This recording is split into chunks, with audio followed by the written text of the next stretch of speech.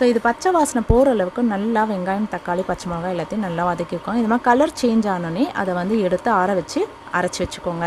இப்போ நம்ம ஒரு குக்கரில் 2லேருந்து 3 டேபிள் ஸ்பூன் எண்ணெய் எடுத்துக்கலாம். அண்ட் ஒரு ஏலக்காய், ஒரு பிரிஞ்சி இலை, 1/2 டேபிள் ஸ்பூன் கரம் மசாலா, இதை வந்து நம்ம வந்து தாளிக்க போட்டுடலாம். அண்ட் கொஞ்சமாக கருவேப்பிலை, இவ்வளோ தாங்க நான் தாளிக்க போட்டேன். ஸோ ரொம்ப ஸ்பைசஸ் தேவையில்லை. ஸோ நம்ம வந்து கொஞ்சம் வெங்காயம் தக்காளி நம்ம வந்து எடுத்து வச்ச வெங்காயம் தக்காளி அரைக்கிறதுக்கு அதுலேயே கொஞ்சம் நீங்கள் வந்து இந்த மாதிரி வதக்கிறதுக்கும் எடுத்து வச்சுக்கோங்க. ஸோ அவ்வளோதான். அண்ட் ஒரு சின்ன டேபிள் ஸ்பூன் அளவு இஞ்சி பூண்டு விழுது. ஸோ இதையும் நல்லா போட்டு எல்லாத்தையுமே நல்லா வதக்கிக்கோங்க. அண்ட் நம்ம வெங்காயம் தக்காளி வதக்கி அரைச்சோம் இல்லையா, அதையும் நம்ம வந்து போட்டலாம். ஸோ எல்லாத்தையும் நல்லா வந்து வதக்கி விட்டுக்கோங்க. அண்ட் வந்து இது பச்சை வாசனை போகிற அளவுக்கு நல்லா வதக்கி விட்டுக்கோங்க.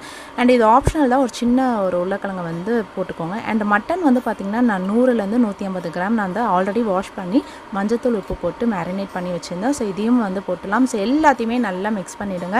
அண்ட் ஃப்ளேமை மீடியமாக வச்சுக்கோங்க. ஸோ இது எல்லாமே நல்லா